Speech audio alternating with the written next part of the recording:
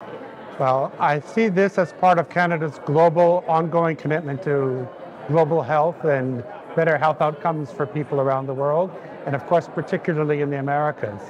The Trachoma project in particular is a great example where we work bilaterally to help individual countries develop their own local capacities and policies to deliver better health care, in particular for the most vulnerable populations, such as women or people living in rural areas or indigenous populations. And we do that by helping train healthcare professionals, increasing access to health services and medicines, as well as surveying and watching how the diseases develop, such as trachoma, in those regions in order to better track and reality check in terms of the impact of the project.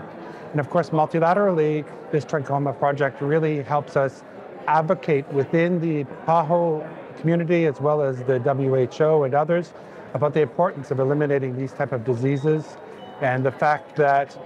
multilateral organizations are places to work with partners and collaboratively so that we can collectively address issues and achieve the goals we've set out for ourselves, such as through the Sustainable Development Goals in 2030, and leverage resources for programming and help each other develop the kind of policies necessary to facilitate the implementation of those programming, to access expertise multilaterally, and work across countries to get at some of these very difficult diseases. Our hopes for the Elimination Initiative is to contribute to better outcomes for the peoples of the Americas. Canada also sees this as more about just health, but really social and economic development and justice. Canada has a feminist international assistance policy which seeks to develop accessible, inclusive, and gender-informed responses to healthcare issues. As you probably know, women often suffer more than other populations when health is at risk.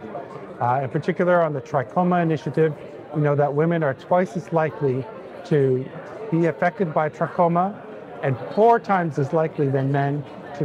be blinded by trachoma. And this is due to a lot of historical gender roles, lack of education, and lack of access to basic healthcare services. So by addressing trachoma, we can help address the vicious cycle of poverty, because a person who becomes blinded or affected by a disease like trachoma will not be able to make the same kind of economic contributions to their family and community, and that only increases or continues that cycle of poverty. So we think by getting at healthcare issues, and trachoma in this case, we can help address that and contribute to more sustainable development outcomes in the long run, as well as individual health across the Americas.